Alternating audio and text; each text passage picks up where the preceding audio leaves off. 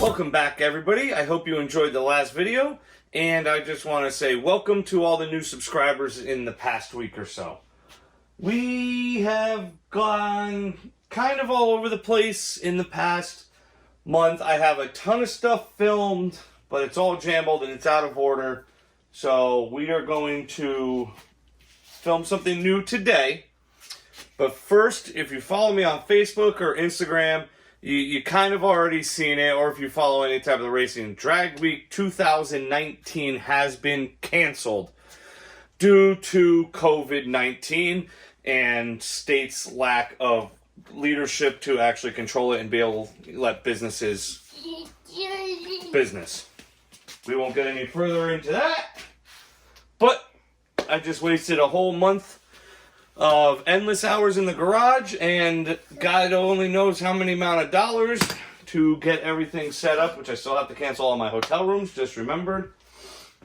The upside is the next 9 weeks will not be pure hell, or 8 weeks I think they're at now. 8 weeks won't be pure hell of thrashing day and night to get this car going and my Drag Week trailer and make sure everything's legit. This past weekend, I took this thing out Saturday and Sunday. No hood on it. I just started doing this. I put almost 200 miles on the car. She's getting better. She's running better. The tune-up was so far off from trying to figure out all the little nonsense problems that I've had with it that it's slowly getting back in, and we're working it all out, and it's getting better. So yeah, 95-degree weather, hot as hell in the car. I went to a Foxbody show with it. Stop pulling down my pants, kid. Yeah, I mean, I drove 100 miles that day, 80 miles the next day. The coolant system is 1,000 times better. I can cruise 2,900 RPMs, and that thing will sit at 205 all day, in 95-degree weather.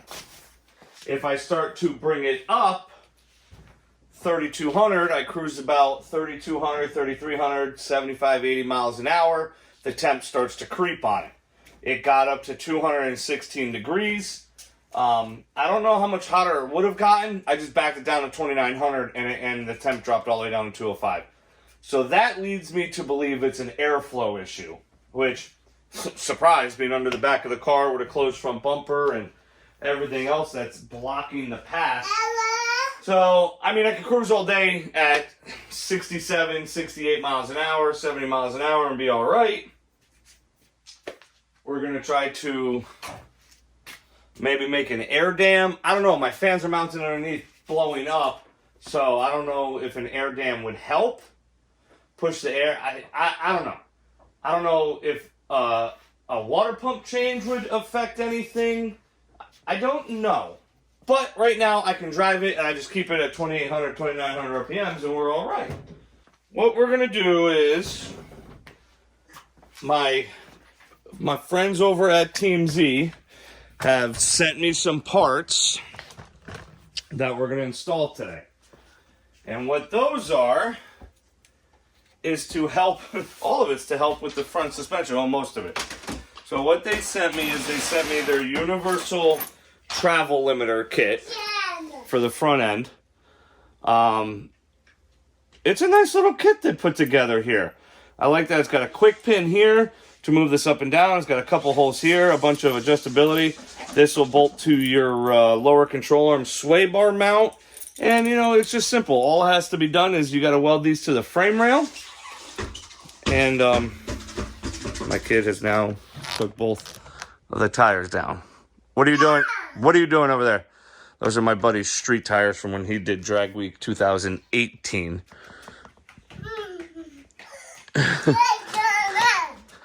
Yeah, huh? Why don't you come over here and tell them what we're doing today? No? You're just going to play with tires? All right. So we got to install these, which will, you know, this is, a lot of people call these a Band-Aid to having not so up par shocks. But I know people with really high dollar shocks that still run limiters. It's a tuning aid with the suspension, and mine, it's going to be a Band-Aid because I only have strange 10 ways in the front. So we have this whole kit. It does not come, I put this already all together like this because I'm impatient. What else we have is a set of Team Z wheelie skis. These things are sweet. I don't know how low, I think they're going to hang about the same height as my transmission pan, which is fine. This is going to bolt up at the back of the K-member here and on the front of the control arm here. And all it, you know, wheelie skis. Oh, so you come down, you're going to come down on this instead of your oil pan or your transmission pan or your headers or anything of that nature, and save you a whole lot of money.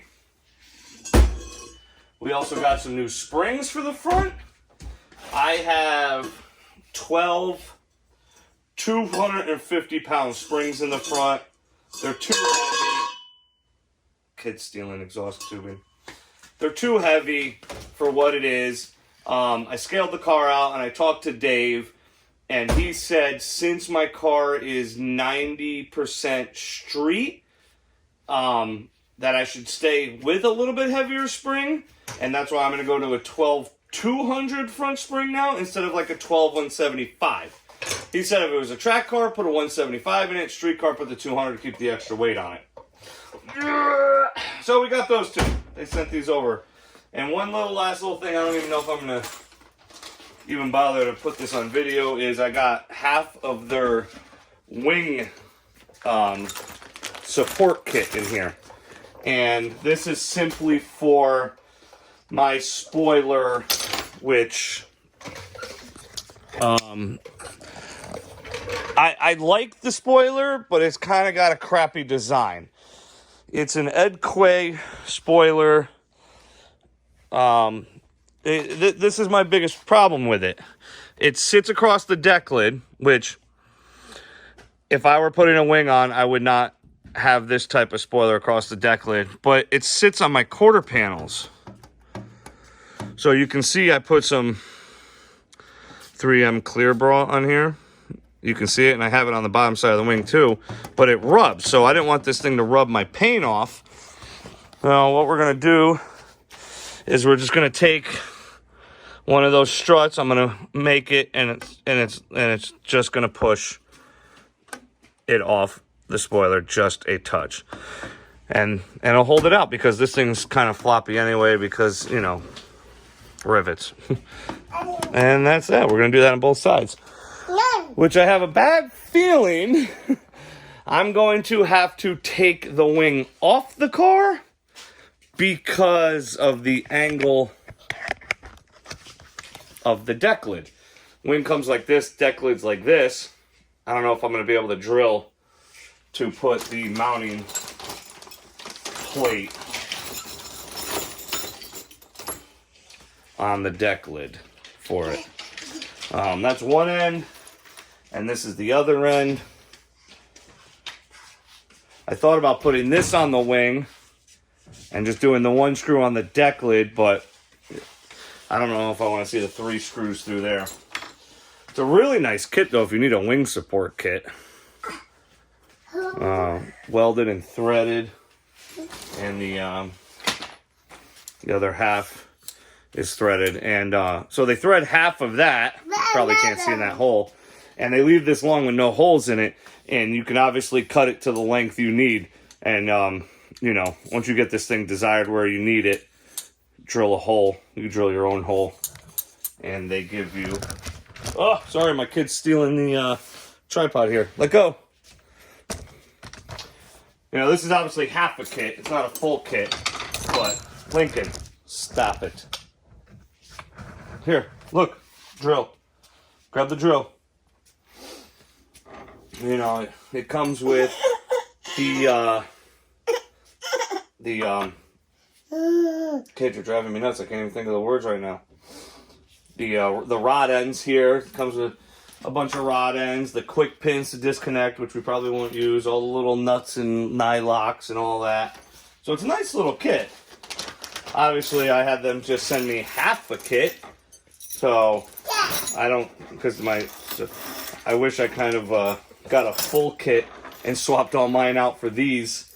And then just used 2 of mine for the support. But it is what it is. And I might not even use these.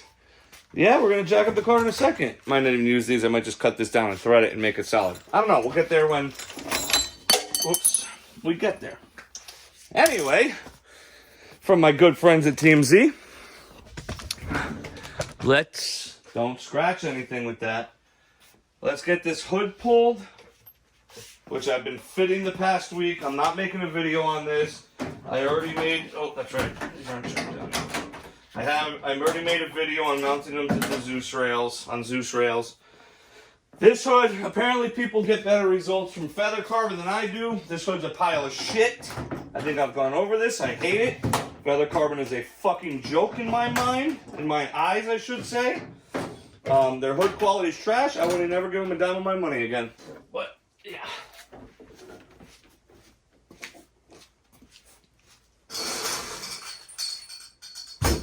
We're going to have to get this thing jacked up on stands. We'll have to get the front coilovers out of it so that I can swap the springs. And while it's jacked up, we'll put the wheelie skis in. And while I have the struts out, don't pull on the bumper, bud. Don't pull on the bumper. While I have the struts out, we'll weld in the tabs for the limiters. Give us a little more room to work with.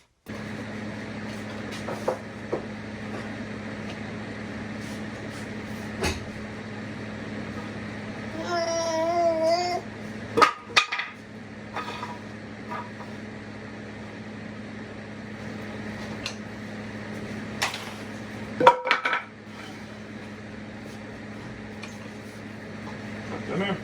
Want to help Daddy drive the car on the blocks? Ugh.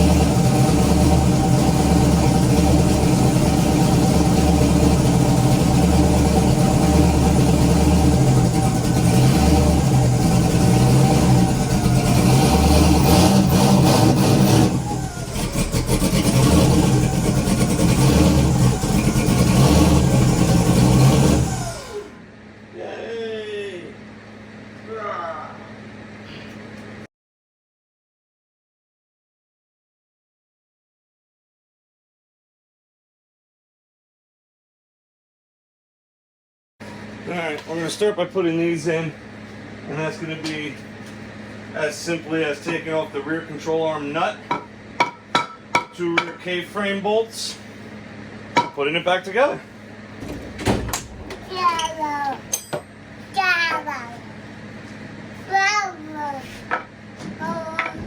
Go ahead, take that and go. Go. You're in the way.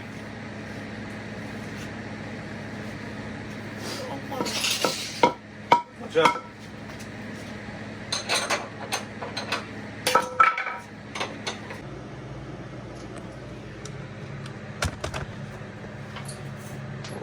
All right, let's see which one fits where.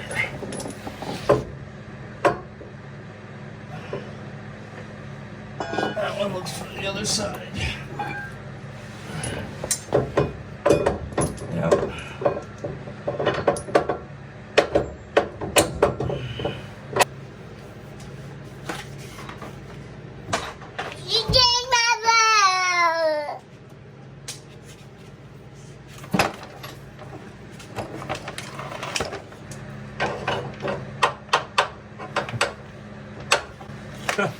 That's a problem. Go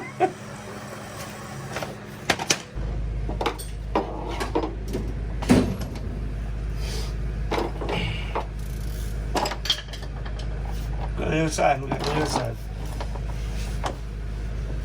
Oh, careful, kid. You almost smacked your head on that stud. Alright guys, you can see the ski in right here. I'd probably advise you to get longer bolts for your rear subframe. And if you're going to do this, make sure you have a 15/16 chrome socket to fit in the end of that ski, as a impact won't work. A chrome shorty.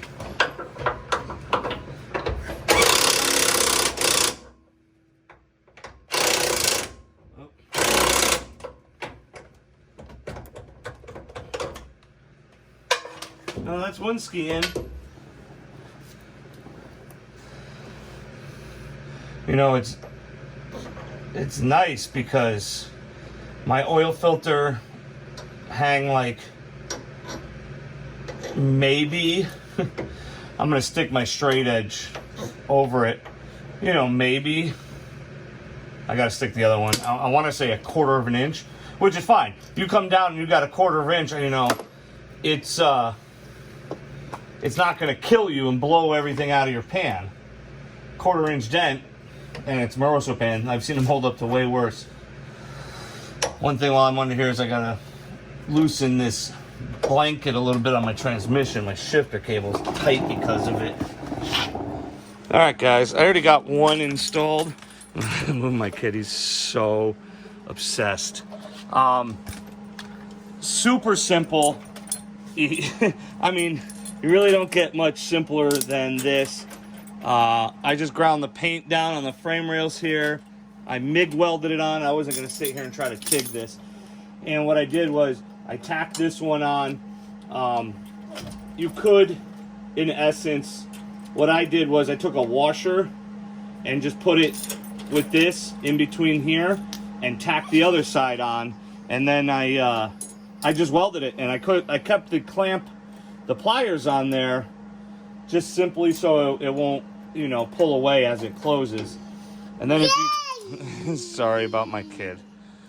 And if you can see, let's see down here, the sway bar link, where the sway bar link would go, the 90-degree bracket just bolts on there. All right. Now, that's the install of Team Z's Universal. Sorry, something gets swung around here. My kid's behind the phone right now. Universal limit straps. There's all different types of these things. Settle down.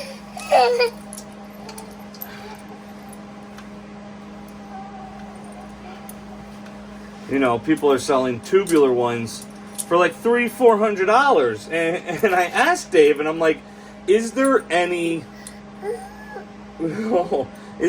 performance over the chain style? And he said absolutely not. He goes, you can buy them. He's like, there's no point to them. So I said, well, no, I'm not spending $300-400 on these tubular limit straps if there's no advantage. There's no point. My only fear was about hearing this clang around, and then I smartened up and realized I probably wouldn't hear it over the motor anyway. But, you know, they give you a lot of adjustment here. So you have all these holes to adjust, and then you have, you know, another hole there. You can go up a little bit higher, and you got all sorts of different adjustments. But nice piece, all grade 8 nylocked. I do think this is a quality piece, and it literally took me longer to, what are you doing? It took me longer to assemble this piece than it was to get it into the car. 5 minutes to grind and weld that and bolt it down. You know what the cool thing about the tubular front end is? You want to adjust this at the track, boom, there it is. You don't have to even go under the car. You adjust it right there. I'm going to get the other side installed now, welded in and done. And once those are in, we're going to stick the springs in. My kid's stealing my flashlight. We're going to stick the springs in, get this thing buttoned back up and back on the ground. And I will say, that this has been the simplest rounds to install of upgrades that I've done yet to this car. The hardest part is dealing with my kid who's staring right into the flashlight. Let's put the springs in and wrap this all up, shall we? Pretty straightforward, I would think. You know, I don't think I have to